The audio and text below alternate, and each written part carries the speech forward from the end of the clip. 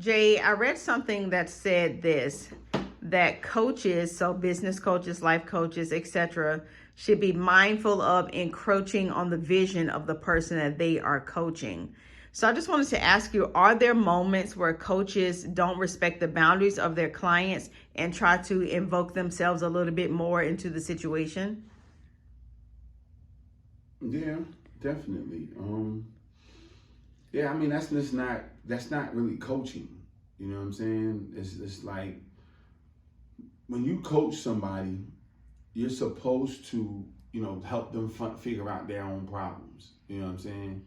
You're supposed to help them guide. You're supposed to guide them to the answers that they're looking for. You're not supposed to give them answers. You give suggestions, especially if you're coaching somebody that's doing what you've already done or attempting to do what you've already done. And so you can say, hey, when I was in my space, I was able to do this, and that's how I was successful. But more than likely, the beautiful part about it is that everybody's walk is different, and so you shouldn't have somebody going their path and try to drag their ass all the way to your path. That's just wrong. And I always say about coaches, I say it's wrong when you're trying to make little U's. You know what I'm saying? Or duplicate yourself in those situations. You got to make them be the best that they can be, and they have a vision. You know, it was given to them. So I don't think a lot of coaches know how to pull that out of individuals. Like get people to talk to them and share their visions, because they got so much to say about what they think you should be doing. So, when I first start coaching somebody and have a conversation with them, that's what we're doing. We're having a conversation. And one of the best skills that a coach should have is listening skills. So you should be listening, and so that you can properly mirror them and give it back to them. Hey, well, you said this. So how did that get you here? You know what I'm saying?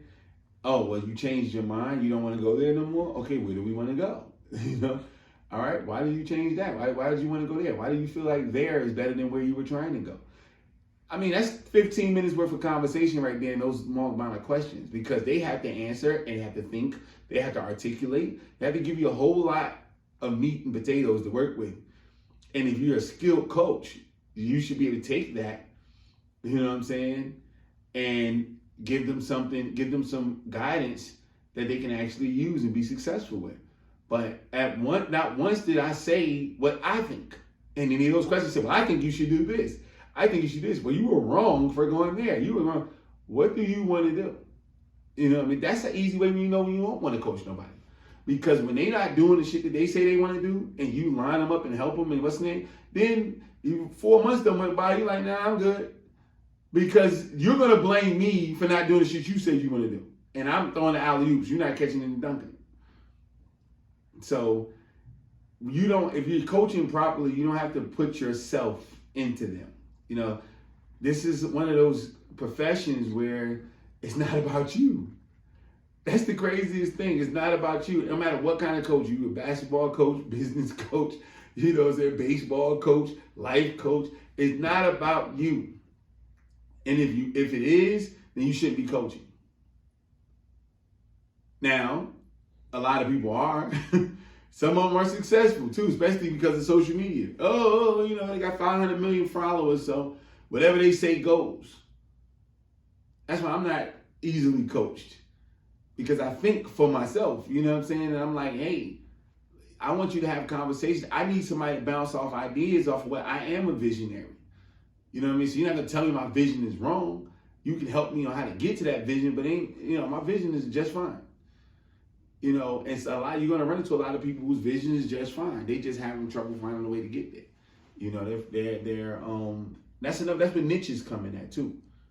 Because you can be like, hey, well, I have a vision to have a huge company. You can say, well, my niche is helping you with government contracting, because maybe that could be the path you can use to make your company huge. It is a good path to make a huge company. Maybe you're in a certain sector. I coach company, dealing with engineering, construction, things like that. And as you niche it down, you can insert a little bit more in it, because you kind of have an idea of the path where everybody's trying to go to. But if you're just you're doing the broad strokes and you just work with people, you got to lean on them and help them to find the answers that they seek.